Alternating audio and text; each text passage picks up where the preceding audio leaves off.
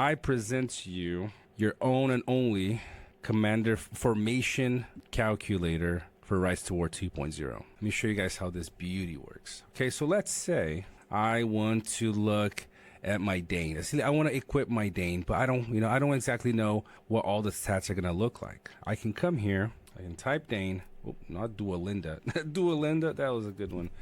So I can type Dane, click on Dane. Okay, his unique helm will automatically pop up over here, and then I can see everything about him on the left side and the stats on the right side. Okay, I can choose what level he is. I can type if he's a level 35. See, look at that. If I type level 5, look how the stats on the right change. See, if I type 50, they will change as well. I can decide what is the tier that they're on: mighty, epic, legendary, or zenith, and what respect of that he is in. Everything will be calculated. So for example, if I have him at R5, look what happens when I try to click on his unique. It becomes red because at R5 I cannot use Dane's unique. But if I change to R10, now once I click select, all the data for his unique gets countered in. Pretty cool, isn't it? Now the nice thing about this calculator is I can put whatever piece of gear that we have, and it will show me what my commander will look like. So let's go back really quick to the commander guide we have. Dane. Okay, let's pull up his gear, right? So let's say I want to put the Axe of Khazad-dûm. I can select the Axe of Khazad-dûm, and it's going to give me the damage, the attack, the defense that the piece of gear gives me.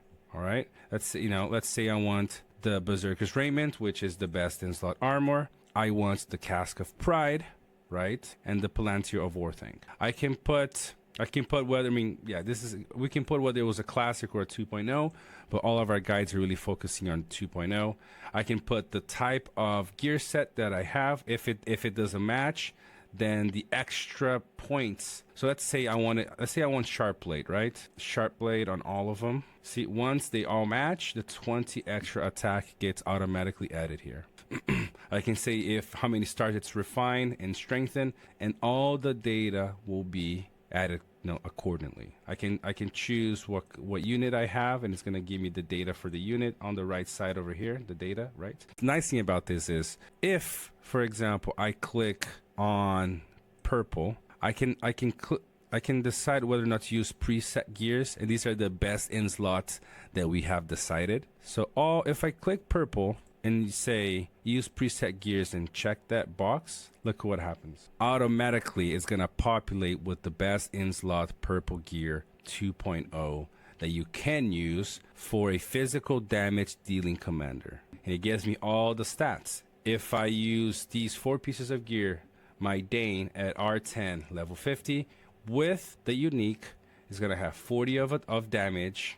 Okay, max of damage. So let's do the average. It's gonna have a 37 of average of damage, 30 of command, this amount of HP, 149 of attack, 103 of defense, 18 of focus, and 20 of initiative. And I can do this for every single commander in Rise to War, right? Let's say I want to go for let's go for Galadriel, for example. Okay, she's a level. I can build my entire formation using this calculator before going to the actual game and messing things around. Okay, I can go to Fire of Galadriel and I get all the extra stats from that, and I can say give me the best golden pieces of gear for a elemental damage dealer, which that's what EDD stands for.